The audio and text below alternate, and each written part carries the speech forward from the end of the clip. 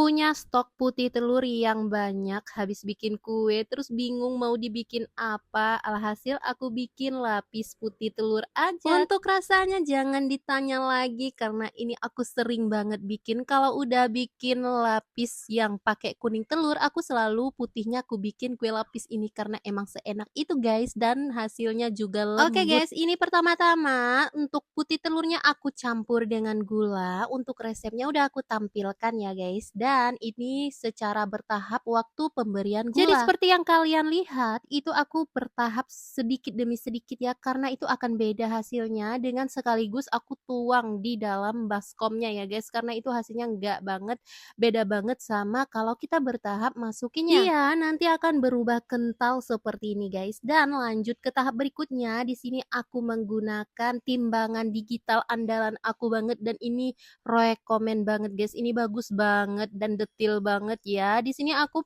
kalau menurut aku ya guys, kalau kalian misalnya nggak suka gula, lebih baik kalian ngurangin gula ketimbang ngurangin susu, karena susu ini mempengaruhi tekstur adonannya guys. Dan lanjut di sini aku pemberian untuk susu kental manisnya. Seperti yang kalian lihat, ini aku secara bertahap, dan jangan khawatir kalau misalnya adonannya agak turun gitu ya, tapi itu nggak masalah selama itu nggak terlalu cair-cair banget ya guys. Sesekali juga dibersihkan pinggiran baskomnya menggunakan spatula ini, dan aku juga sering pakai spatula ini karena dia tuh bersih banget dan bagus banget ya guys untuk kita pakai sehari-hari untuk membuat kue. Lanjut di sini aku pemberian tepung guys. Ini percampuran antara tepung susu dan tepung terigu. Jadi udah aku satukan gitu, barulah aku tuang ke dalam adonan secara bertahap sambil dikocok dengan kecepatan yang rendah. Adonannya akan berubah seperti ini ya guys, tapi tak perlu khawatir karena ini sesuai jalur dan ini benar ya guys. Dan lanjut ini aku kasih dengan mentega cair, dan kalian jangan khawatir juga kalau teksturnya berubah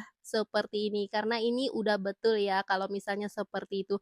Dan lanjut aku pemberian vanila, ini merek andalan aku banget karena aku suka baunya yang harum banget, dan aku kasih dengan sedikit warna kuning karena aku nggak suka warna yang terlalu pekat guys, aku suka lebih yang warna seperti ini. Lanjut dikocok secara merata dengan perlahan sambil kita aduk-aduk menggunakan spatula. Kalau dianggap masih ada bagian yang bergerindil, lanjut kita kocok dengan mixer, tapi ingat kecepatan rendah aja guys, dan teksturnya akan seperti ini, cair seperti ini. Lanjut di sini aku udah mulai pengovenan. Di sini aku menggunakan loyang yang berukuran 18 cm. Karena apa? Karena aku suka melihat kue lapis yang gemoy-gemoy. Aku suka yang tinggi kayak gini. Jadi aku menggunakan ukuran yang 18. Misalnya kalian gak suka terlalu tinggi, bisa menggunakan loyang yang berukuran 20 cm guys. Untuk takaran adonan aku menggunakan sendok sayur, dan aku kasih 2 sendok setengah seperti ini, dan menurut aku ketebalannya ini udah pas ya guys, dan lakukan secara bertahap seperti ini sampai habis. Oke guys, lanjut ini sampailah pada di penghujung adonan, ini udah habis dan ini yang terakhir. Jadi kalau udah yang paling terakhir ini harus hati-hati ya waktu kita mengovennya, jangan sampai kegosongan nanti jelek lah kuenya ya kan. Dan cukup kita ratakan di dalam loyang karena ini adonannya cair, jadi nggak susah banget untuk ngerapiinnya. Dan kalau udah diiris, inilah hasil akhirnya. Ini bukan hanya cantik tampilannya ya guys, tapi rasanya emang seenak itu. Terima kasih ya buat yang udah nonton videoku sampai habis. Bye bye.